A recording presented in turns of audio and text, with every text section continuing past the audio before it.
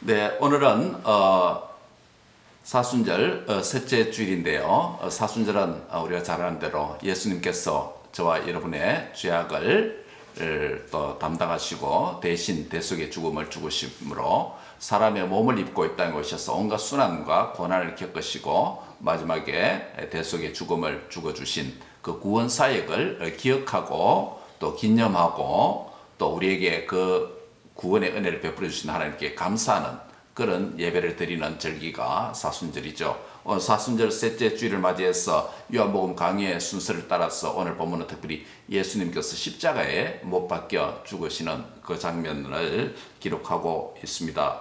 누가 예수님을 십자가에 못 박았습니까? 누가 예수님을 십자가에 못 박았습니까? 오늘 본문 16절에 따르면 본디오 빌라도는 예수님을 십자가에 못 박도록 그들에게 넘겨주었다라고, 예수님의 신병을 그들에게 넘겨주었다라고 말씀하고 있습니다. 여기서 그들은 누구를 가리킵니까? 문법적으로는 15절에 언급된 대제사장들을 가리킵니다. 왜냐하면 어떤 대명사가 가리키는 명사는 그 대명사와 위치적으로 가장 가까운 명사를 지시하는 것이 일반적인 문법적인 논리이기 때문입니다. 6절에 보면 대제사장들과 아랫사람들이 예수님을 보고 소리 질러 이르되 십자가에 못 박으소서, 십자가에 못 박으소서 라고 외쳤죠. 15절 상반절에도 보면 그들이 소리를 지르되 없이 하소서, 없이 하소서, 그를 십자가에 못 박게 하소서 라고 소리를 지릅니다. 15절 하반절에도 보면 대제사장들이 대답하되 가이사 외에는 우리에게 왕이 없나이다 라고 이렇게 말을 합니다. 그럼 문법적 논리로는 16절에 언급된 그들은 바로 대제사장들 또는 대제사장의 수하의 사람들을 포함해서 이들을 가리키겠죠. 그러므로 빌라도가 예수님을 십자가에 못 박도록 그들에게 넘겨주니라라는 것은 대제사장들의 요구대로 했다라는 의미가 됩니다. 사실 실제적 의미에 있어서는 대제사장들이라기보다는 로마 군병들에게 넘겨주었다고 하는 것이 더 맞겠죠. 유대인의 권력자인 대제사장과 그 아래 사람들이 아니라 로마 권력자의 아래 사람들인 로마의 군사들에게 예수님을 내어주었다라고 이렇게 해야 정확할 것입니다. 요약하면 이것입니다. 그들에게 예수님을 넘겨주었다라는 말은 대제사장의 요구대로, 대제사장의 요구 없으면 안 됐죠. 대제사장의 요구대로 십자가에 죽기로 했다라는 것이 되고, 동시에 예수님을 십자가에 못 박기 위해서 예수님을 로마 군인들에게 넘겨주었다. 이렇게 말하는 것이 정확한 표현입니다. 자, 그렇다면 예수님께서 달리신 십자가는 어떤 의미와 교훈을 우리에게 줄까요? 특별히 오늘 본문에 나타난 이 십자가는 어떤 의미를 우리에게 줄까요? 두 가지로 상고하고 은혜를 받고자 합니다.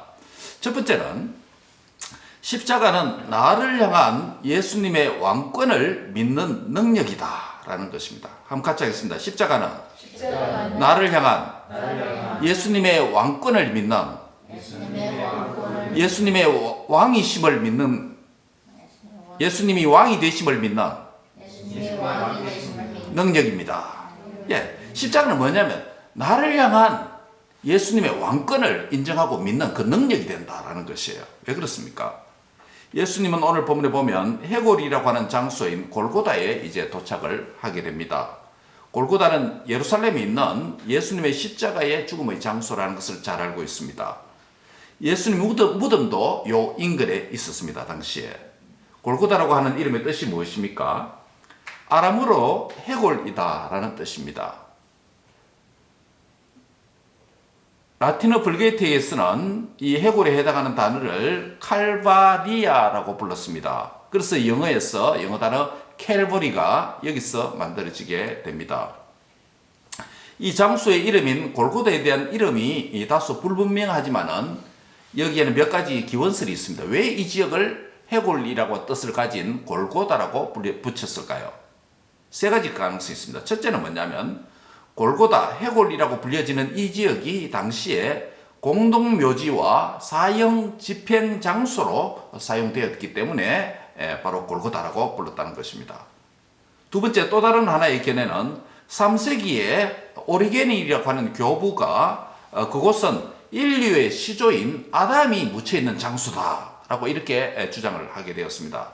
무슨 근거로 오리겐이 그런 주장을 했는지는 불확실하지만은 이 관점에 따르는 후대의 많은 미술가, 예술가들은 바로 인간의 죽음을 묘사할 때 십자가 바탕에다가 해골을 종종 그려서 그렇게 표현해놨습니다. 이러면 오늘도 뭐 위험물 같은 데는 해골과 이렇게 십자가에서 그림 같은 데 있잖아요. 그렇죠. 그런 기원을 근거에 두고 있습니다.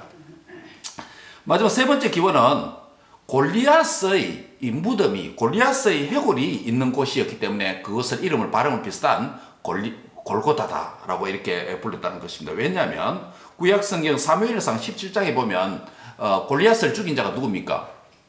예, 다윗이죠. 다윗이 블레셋의 장군인 골리앗을 죽이고 골리앗의 목을 베서 그 목을 바로 그곳에 두었습니다. 예루살렘으로 두었죠. 그래서 그곳이 바로 골리앗이라는 이름과 비슷한 발음을 가진 골고다라고 하는 이름이 그때 만들어졌다라고 이렇게 주장을 합니다. 세 가지 다 추측이기 때문에 어느 것이 정확한 기원이다라고 말하기는 힘듭니다. 그러나 분명한 사실이 있습니다. 그 사실은 뭐냐면 해골이라고 하는 뜻을 가진 이 아람어 단어가 정확한 사실을 가리킨다는 것입니다. 해골이라는 뜻을 가진 것은 분명하다 사실입니다. 그 다음 또 한 가지 사실은, 분명한 사실은 뭐냐면 어떤 것이 확실하다는 거냐면 골고다에서 예수님께서 십자가를 지시고 죽으신 것은 죄로 인하여서 골고다, 해골, 죽음의 상태에 있는 그의 백성된 우리를 위한 주님의 구원의 여정이다 라는 이 사실 하나는 확실하다는 것입니다. 예수님께서 십자가를 지시고 골고다로 가신 것은 사실 다른 사람의 죄 때문이 아니라 예수님의 죄 때문이 아니라 저와 여러분의 죄 때문에 예수님께서 해골이라고 하는 골고다에서 죽임을 당하신 것입니다. 사실 그곳은 어떻게 보면 죄와 허물로 죽은 나의 골고다입니다. 나의 골고다이고 나의 무덤이었습니다. 그러면 예수님께서 사람의 몸을 입고 오셔서 나의 골고다, 나의 무덤으로 예수님께서 대신 죽어주시러 가시고 나를 살리기 위해서 그곳으로 가신 것이 됩니다. 믿습니까? 예, 그 골고다는 바로 해골이라고 뜻을 가진 팔레스틴에 있는 한 땅이지만 영적으로 생각해 보면 나의 허물과 죄로 내가 죽은 나의 무덤이 있는 곳, 나의 골고다로 주님이 가셔서 나를 일으키기 위해서 그걸 골고다에서 죽으셨다라는 의미가 됩니다. 모든 인생이 죽어서 해골이 됩니다. 골고다에 가게 됩니다. 이것이 죄의 결과입니다. 한번 죽는 것은 사람에게 정한 것이요 죽은 후에는 심판이 있다라고 성경이 증거하고 있습니다. 죄의 결과로 죽음이라고 하는 저주가 임했죠. 그러므로 이 죽음을 피할 인생은 아무도 없습니다. 과거에도 없었고 아담 이래로 지금도 없고 또 앞으로도 없을 것입니다. 모두가 죽습니다. 저와 여러분이 언제가 죽는 줄 믿습니까? 아멘입니다. 예, 반드시 죽습니다. 우리가 지금 건강하더라도 죽습니다. 예, 죽음으로 갑니다. 그런데 예수님께서 무덤과 시체가 있는 나의 죽음이 있는 그 골고다로 친히 죽으러 가셨다는 것입니다. 바로 우리가 가진 이 죄악, 죄의 결과로 온 이 죽음은 오직 다른 방법이 없고 대속주 그리스도의 골고다에서 죽음으로만 해결할 수 있기 때문에 골고다에서 죽으신 것입니다. 죄인된 우리의 죽음은 오직 의로우신 예수님의 죽음으로만 해결할 수 있습니다. 우리가 죄인된 것은 우리의 허물과 죄 때문이죠. 우리가 의인된 것은 골고다에서 나의 주님이 내 대신 죽어주신 결과이기 때문입니다. 예.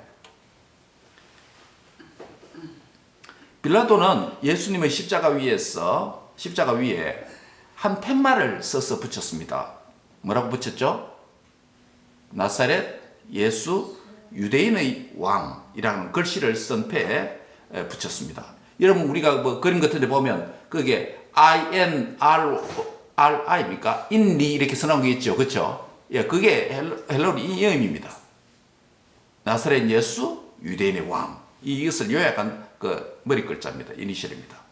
그런데 이 표현을 3개국 언어로 기록했습니다. 첫 번째 언어가 뭡니까? 히브리어 또는 아람어입니다. 히브리어 또는 아람어로 기록했고, 아람하고 히브리어 같은 어근입니다. NIV에서는 아람어라고 되어 있습니다. 그 다음에 두 번째는 로마어로 기록했습니다. 로마어 또 다른 말로는 라틴어라고 할 수 있습니다. 마지막 세 번째 언어는 헬라어입니다. 히브리어 또는 아람어는 바로 유대인의 그 나라의 국어입니다. 그렇죠? 그리고 로마 라틴어는 당시의 공식 언어였습니다. 아피셜 랭귀지였습니다. 헬라어는 로마 세계에서, 당시에 로마가 지배하는 그 세계에서, 그렇고 로만 소사이어티에서 커뮤니케이션을 위한 일반적인 언어가 이 로마어 라틴어였습니다. 그러므로 예수님께서 십자가에 달려 죽으실 때 그 십자가 위에 유대인의 왕이라고 하는 이 글씨를 3개국 언어로 표현되었습니다. 그러면 그들은 모든 사람들이, 다양한 언어를 가진 모든 사람들이 보는 사람마다 자기 언어로 이것이 무슨 뜻인지 알도록 유대인의 왕이다 라고 하는 이 표현을 알 수 있도록 기록해 놨기 때문에 당시에 이 표현은 이 3개국 언어로 표현했지만은 하나의 우주적인 상징을 갖습니다. 모든 사람들이 다 유대인의 왕이다 라고 하는 것을 읽을 수 있도록 알도록 했습니다. 유대인들의 대제사장들은 빌라도에게 유대인의 왕이라고 쓰지 말고 자칭 유대인의 왕이라고 바꿔 써주세요 라고 말합니다. 빌라도가 뭐라고 대답합니까? 나는 이미 써버렸기 때문에 고치기 싫다 라고 이렇게 말하는 겁니다. 결국 유대인들은 자신들의 왕을 폐위시키고 자신들의 왕을 십자가에 못 박은 결과가 되는 것이죠. 대속의 십자가의 세 가지 언어, 다양한 언어로 당시의 세계관으로 모든 사람이 볼 수 있는 유니버설적인 우주적인 왕이라는 사실을 알도록 이렇게 유대인의 왕으로 기록한 것은 어떻게 보면 역설적으로 어떤 의미가 됩니까? 이것을 뒤집어 보면 예수님은 한국어로 만약에 바꾼다면 나의 왕이다 라고 하는 신학적 의미를 줍니다. 왜 그렇습니까? 예수님께서 아까도 말씀드렸듯이 나의 허물과 나의 죄로 죽은 나의 무덤으로 나의 골고다로 대신 죽어주시기 위해서 가셨기 때문에 내가 죄에게 종노릇하고 마귀에게 종노릇하고 사탄에게 종노릇하고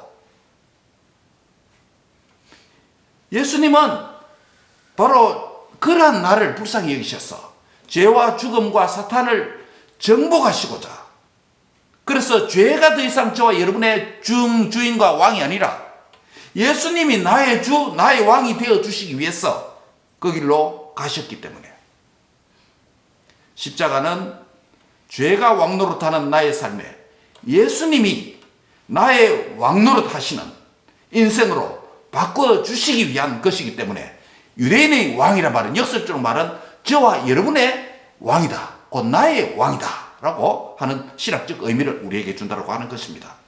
사랑하는 성도 여러분, 예수님은 십자가 위에 편말대로 유대인의 왕으로 혈통으로 오셨을 뿐만 아니라 저와 여러분의 죄를 대속하기 위해서 죄와 사망과 사탄의 권세를 정복하시고 저와 여러분의 왕이 되어주시기 위해서, 저와 여러분의 주인이 되어주시기 위해서 십자가에 죽으신 것입니다. 그렇기 때문에 골고다로 가신 예수님은 바로 저와 여러분의 왕이신 줄 믿습니다. 이 주님의 통치를 받고 살아가는 인생이 행복한 인생인 줄 믿습니다. 때로는 내가 주인이 되어서, 내가 내 인생의 왕이 되어서 내 뜻대로 고집하고 살아가고 주장하고 그렇게 살다가 하나님의 뜻대로 살지 못하고 좌충우돌 하는, 그래서 하나님의 뜻과 일치된 삶을 살지 못하는 불행한 인생 속에 살아가는 우리를 불쌍히 여겨주셔서 우리의 죄를 위해서 정복하시기 위해서 오신 예수님을 나의 구주, 나의 하나님으로 영접함으로 말미암아 이제는 예수님이 저와 여러분의 왕이 되신 줄 믿습니다. 예수님을 영접하셨죠? 예수님을 영접하셨습니까? 예수님 나의 왕이 맞습니까? 그렇다면 남은 모든 삶에서도 내 인생의 주인은 내가 아니라 예수님 내 인생의 중심을, 왕좌를, 왕의 자리에 주님께서 앉아주셔서 하나님의 계획과 일치된 삶을 살도록 나를 다스려 주시고, 남은 인생을 다스려 주시고, 나의 건강 문제도 다스려 주시고, 나의 믿음 문제를 다스려 주시고, 나의 자녀들을 다스려 주시고, 우리의 미래 세대도 주님이 통치해 주시옵소서. 이 믿음으로 승리하는 왕의 자녀들이 다 되시기를 바랍니다. 23절에 군인들은 예수님을 십자가에 못 박고 예수님의 옷을 취하여서 네 깃으로 나눕니다. 그래서 한 깃씩 얻고 속옷도 취했습니다. 속옷은 어떤 형태라고 했습니까?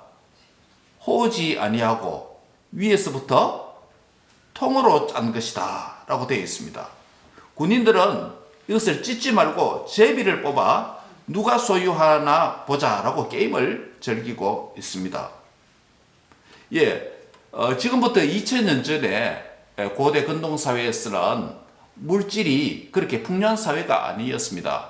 먹는 음식도 한계가 있고, 그 다음에 입는 옷도 한계가 있습니다. 그래서 요즘처럼 옷감이 풍부해서 방직업이 발전되고, 그래서 식물을 통해서 또 양털을 통해서 씨를 많이 뽑아내서 그런 풍요한 사회가 아니었습니다. 한계가 있습니다. 그렇기 때문에 바로 여기서 예수님의 속옷은 호지 아니하고 위에서부터 통으로 짠 것이다 라고 했습니다. 다시 말하면 이것은 조각조각 붙인 속옷이 아니라는 것입니다. 속옷 전체가 하나가 한 실타래에서 만들어져서 짠 옷이라는 것이에요. 그러면 역으로 이야기하면 그 실을 다 풀면 어떻게 돼요? 하나의 실이 된다는 거예요. 하나의 실이 된다는 것입니다. 그 하나의 실로 다른 옷감을 만들 수가 있다는 거예요. 그렇기 때문에 가치가 상대적으로 높은 것이에요. 귀한 것입니다. 그렇기 때문에 이것을 자르지 말고 나누지 말고 뭐하자? 제비를 뽑아서 한 사람이 통으로 가져가자고 그렇게 게임을 하게 된 것입니다. 그것이 그 이유입니다. 그런데 이 말씀은 어디에 있습니까? 시편 22편 18절에 다윗이 예수님 오시기 전 800년 전에 시편 22편 18편을 쓰면서 어떻게 해놨냐면 그들이 내 옷을 나누고 내 옷을 뭐한다? 제비 뽑나이다 라고 시편 22편 18편에 예언을 해놨습니다. 그래서 요한이 예수님의 당시에 죽으실 때 이 장면을 기록하면서 구약에 다윗이 말한 이 성경 말씀을 예수님이 이루었다. 성경을 응하게 하려 합니다. 라고 그렇게 말씀을 하고 있습니다. 그래서 예수님 십자가 죽으실 때 속옷을 뽑아서 또 옷을 서로 찢어서 나누고 속옷을 제비 뽑는 이 장면을 예수님이 십자가에 죽으시기 전 한 800년 전에 다윗 시대 때 다윗이 시를 써서 예언을 하게 되었습니다. 그래서 예수님이 십자가에 죽으신 것은 이렇게 옷감을 나누고 제비 뽑는 장면은 누가 먼저 말했다? 다윗이 말했다는 것이에요. 이 예언의 말씀을 이루었다라고 요한이 그렇게 요한복음을 적고 있는 것입니다. 그래서 예수님의 죽으심 십자가 사건이 우연히 죽은 게 아니고 힘없어 그냥 로마 군병대에 죽은 게 아니고 힘없어 정치적 권력이 없어서 대사들에게 붙잡힌 것이 아니라 창세전에 저와 여러분을 다시금 살리려고 하는 저와 여러분을 선택하신 그 구원 계획을 이루기 위해서 하나님께서 꼼꼼하게 하나님의 때에 이 일을 진행시키신 것입니다. 우리를 향한 하나님의 사랑이 여기에 보여집니다. 우리 조금 전에 찬송한 대로 우리도 십자가를 지고 가는 인생이다 라는 찬송을 했습니다. 사실 갈라디아 2장 20절에 보면 이런 말씀이 있습니다. 내가 그리스도와 함께 어디에? 십자가에 못 박혔나니. 나는 예수님이 죽으실 때 태어나지도 않았는데 어떻게 이 말씀 우리에게 적용됩니까? 난 태어나지도 않았는데 2000년 전에 예수님 팔레스틴 땅에 있었는데 난 지금 미국 땅에 있는데 내가 그리스도와 함께 십자가에 못 박혔다. 예수님께서 내 죄를 담당하시고 죽으셨기 때문에 내가 그리스도와 함께 십자가에 죽은 것과 같다는 것입니다. 내 죄를 담당하고 내 죄 때문에 주님 죽으셨기 때문에 나도 주님과 함께 십자가에 죽은 자입니다. 따라합니다. 내가 그리스도와 함께 십자가에 못 박혔나니. 예, 십자가에 못 박혔다는 것입니다. 그럼 내가 살았다는 말입니까? 죽었다는 말입니까? 예, 죄 가운데 죄로 인해서 완전 죽었다는 것입니다. 반대로 주님이 살아나실 때 나도 다시 그리스도와 함께 어떻게 살아난 자가 된 줄 믿습니다. 할렐루야. 예, 그래서 내 안에 지금 뭐가 있습니까? 영생이 있잖아요. 영생이 있잖아요. 믿는 자의 영생이 있다는 겁니다. 예수님과 함께 죽었습니다. 예수님 죽어 다시 사신 예수님을 믿음으로 말미암아 나도 부활하신 주님과 함께 어떻게 뭘 얻었습니까? 영생을 얻어서 부활 생명을 내 안에 가지고 있습니다. 그래서 내가 그리스도와 함께 십자가에 못 박혔나니. 그런 적 이제는 내가 사는 것이 아니다. 내 안에서 누가 사신다? 예, 그리스도께서 사신다. 그런데 내가 이제 육체 가운데 내가 지금 오늘도 아픈 몸도 있고 불편한 몸도 있고 육체 가운데 살아가는 것은 나를 사랑하사 나를 위하여서 자기 자신을 버리신 하나님의 아들을 믿는 무엇 안에서? 믿음 안에서 사는 삶이다. 그래서 우리가 지금 남은 삶도 무엇 안에서 사는 삶이라고요? 믿음 안에서 사는 삶이다라는 것이에요. 그리스도께서 내 죄를 십자가에 죽으셨는데 나도 그때 그리스도와 함께 십자가 못 박혀 죽었다. 그런데 내가 지금 사는 것은 내가 사는 것이 아니다. 주님께서 사신다. 그러면 주님이 나의 뭐다? 주인이다. 왕이다. 이런 말이 되겠죠. 그 주님을 믿는 믿음 안에서 내가 지금 살고 있다. 라는 것입니다. 그리스도와 함께 십자가에 못 박힌 자는 어떤 삶을 사는 자입니까?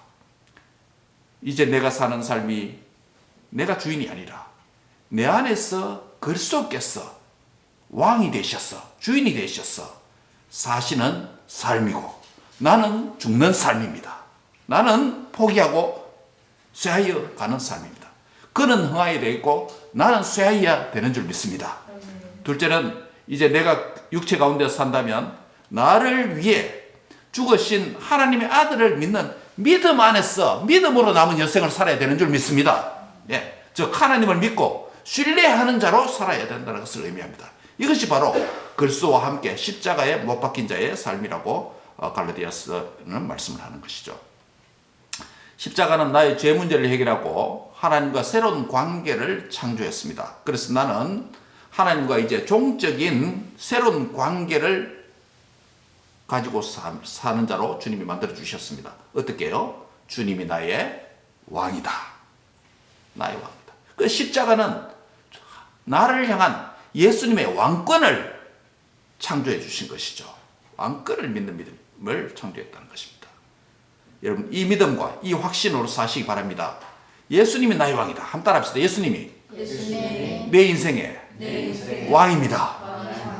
예, 과거나 현재나 미래나. 예, 예수님. 이 확신과 이 믿음이 없으면 어떤 봉사도 어떤 활동도 의미가 없습니다. 그것은 종교 생활에 불과합니다. 십자가는 바로 나 자신을 위한 하나님의 은혜입니다. 이 확신과 믿음으로 살아가는 저와 여러분 될 수 있기를 바랍니다. 예수님은 저와 여러분의 죄를 대속해 주기 위해서 우리를 위한 노예가 되셨죠. 그 군인들에게 조롱을 받으시면서 죄의 종인 우리 대신에 친히 노예의 길을 걸으셨습니다. 우리에게 죄로부터 참된 자유의 해방을 주시려고 스스로 결박을 받으신 거 아닙니까? 우리에게 생명을 주시려고 자신의 생명을 내놓았습니다. 우리에게 의를 덧입혀 주시려고 자신이 죄를 덧입었습니다. 우리에게 영광을 얻게 하시려고 자신은 친히 모욕과 비참의 길을 자원하셨습니다. 우리 주님의 속죄의 은혜 아닙니까? 대속의 사랑 아닙니까? 오늘도 그 사랑에 감사하는 자로 살아가시기 바랍니다. 우리는 예수님을 왕으로 모신 자가 되었습니다. 예수님을 나의 왕으로, 나의 주님으로 여러분 다 영접하셨죠? 예수님을 왕으로 주인을 영접했으나 내가 주인 노릇하고 왕 노릇하는 자로 살아가고 있답니까? 나의 왕권을 그리스도께 돌려드리는 은혜가 있기를 바랍니다. 이것을 인정할 수 있는 믿음이 십자가가 주는 능력이라는 것이에요. 예. 우리의 모든 삶과 온 땅을 통치하시는 참된 왕으로 임하여 주시기를 늘 주님께 간구하는 저와 여러분 될 수 있기를 바랍니다. 예수님께서는 교만한 자들도 다스리십니다. 예수님은 약한 자들도 다스리시는 왕이십니다. 예수님께서는 강한 자도 다스리시는 왕이십니다. 예수님은 약한 자도 통치해 주십니다. 예수님께서는 병든 자도 다스리시는 왕이십니다. 예수님은 건강한 자도 다스리시는 왕이십니다. 예수님은 한 개인을 다스릴 뿐만 아니라 한 나라도 다스리시는 왕이십니다. 예수님은 가난한 자도 통치하시고 부유한 자도 다스리십니다. 남녀노소 빈부귀천 모든 인생을 모든 만물을 통치하시는 왕이십니다. 그분께서 저와 여러분의 왕이 되어 주십니다. 내가 입은 모든 자색 옷을 벗어서 예수님께 입혀드리는 나의 왕권을 그리스도께 돌려드리는 삶이 되시기를 바랍니다. 예수님은 나의 왕이요 저와 여러분은 그분의 종입니다. 남은 여생도 남은 삶도 예수님이 내 삶과 내 인생의 주인이다, 왕이다. 예수님을 왕자에 모시고 그분의 통치를 받는 삶이 되시길 바랍니다. 두 번째로 십자가는 이웃을 향한 배려를 창출하는 사랑의 능력이다라는 것입니다. 한 가지 하겠습니다. 십자가는 이웃을 향한 배려를 창출하는 사랑의 능력입니다. 예, 왜 그렇습니까? 예수님께서 십자가에 달리셨죠. 십자가에 달리신 예수님은 십자가 위에서 저 아래로 보니까 몇 명의 여인들이 보이기 시작했습니다. 누가 등장합니까? 어머니 마리아, 그리고 사랑하시는 요한도 거기 있고, 그 다음에 막달라 마리아도 있고, 예, 이모도 있고, 그게 보이기 시작합니다. 그때 예수님께서 십자가에서 말씀하십니다. 마리아에게 말합니다. 여자여 보소서, 아들입니다. 여기서 아들은 누구를 가리킵니까? 예, 요한입니다. 그 옆에 서 있는, 마리아 옆에 서 있는 여자여 보소서, 당신 옆에 서 있는 요한이, 내 제자 요한이 이제는 당신의 아들입니다. 아들입니다. 예수님 자신을 보고 내가 당신의 아들입니다 말한 게 아니라, 여자여 보소서, 요한이 그 밑에 앉는 옆에 있는 써 있는 요한이 당신의 아들입니다 라고 말합니다. 27절에 보면 그 제자에게, 요한에게 말합니다. 요한아, 보라, 내 어머니라. 마리아가 나의 어머니 아니라 요한 너의 어머니다 라고 말합니다. 그때부터 그 제자가 자기 집에서 누구를요? 마리아를 어머니로 모시면서 살았습니다. 여기서 우리는 십자가는 새 가족을 재창조한다는 것입니다. 그 새 가족을 만드시는 십자가를 봅니다. 십자가 위에서 예수님은 새 가족을 만듭니다. 십자가는 가족의 개념을 새롭게 만듭니다. 십자가 아래서 예수님 안에서 서로가 우리는 형제 자매입니다. 부모와 자녀라는 관계가 새롭게 만들어지는 것을 보게 됩니다. 십자가는 교회를 창조했죠. 혈연과 지연과 학연 등으로 맺어진 관계는 진정한 복음적 관계가 아닙니다. 십자가의 은혜와 복음으로 결속된 관계가 하나님 나라의 믿음의 새 가족인 줄 믿습니다. 로마서 16장 13절에 따르면 바울이 이렇게 말합니다. 주 안에서 택하심을 입은 루포와 그의 어머니에게 문안하라. 그의 어머니는 곧 나의 어머니니라 라고 바울도 그런 말합니다. 여러분, 여기서 바울이 주 안에서 택하심을 입은 루포라고 말했는데 이 루포가 누굽니까? 예수님이 십자가를 지고 할 때, 예수님께서 그 십자가 너무 무거워서 넘어지고 쓰러지고 할 때 군인들이 길 가는 사람을 억지로 잡아서 강제로 누구에게? 그 사람에게 십자가를 지고 가게 한 사람, 십자가를 지고 대신 지고 올라간 골고다까지 간 사람의 이름이 루포였습니다. 구레네 사람 시몬이었습니다. 예, 시몬이었습니다. 예. 구레네 사람 시몬이 예수님 십자가를 대신 지고 왔는데 그 두 아들이 있습니다. 하나는 알렉산더고 하나는 루포입니다. 그런데 로마서를 쓸 때 알렉산더는 이미 죽었는지 이름이 등장하지 않습니다. 구레네 사람도 죽었는지 이름이 등장하지 않습니다. 구레네 사람의 아내 아내와 그의 한 아들인 루포가 살아 있었습니다. 그래서 바울이 이렇게 말합니다. 주 안에서 택하심을 입은 루포와 그의 어머니, 그의 어머니 누구예요? 사실은 구레네 사람 시몬의 아내 아닙니까? 미망인이죠. 그의 어머니에게 물어라. 그의 어머니는 곧 누구의 어머니다?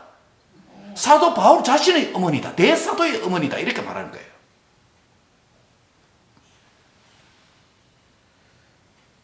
이와 같이 바울에게도 십자가의 복음은 새 가족을 창조하는 하나님의 능력이 되었습니다. 혈육과 육정으로는 무관하지만 십자가와 복음 안에서 복음이 십자가가 재창조하는 새로운 가족의 개념을 만들었다는 것입니다. 이런 점에서 십자가는 새로운 가족 관계를 만드는 하나님의 능력이 되는 줄 믿습니다. 이런 점에서 저와 여러분은 십자가 아래서 모두가 뭐다? 한 가족입니다. 한번 같이 하겠습니다. 십자가 아래서 우리 모두는 한 가족입니다. 옆 사람이 하나 합시다. 당신은 내 식구입니다. 예. 다 같이 합시다. 우리는 한 가족입니다. 예. 그 안에서 한 가족이에요. 이게 십자가가 만들었다는 거예요. 십자가가 만들었다는 거예요. 내 자신의 주님의 피값으로 대속받은 존귀한 하나님의 자녀이 되시, 옆에 있는 성도도 나와 같은 주님의 고귀한 피값으로 사심받은 은혜롭고 고귀한 성도인 줄 믿습니다.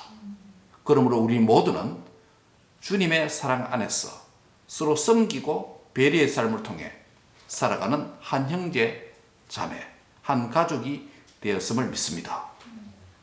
어떤 상황에서도 서로 시기하거나 미워하거나 질투하는 자가 되지 말고 서로 존귀히 여기고 귀히 여기고 격려하고 사랑하고 섬겨야 되는 한 가족임을 믿습니다.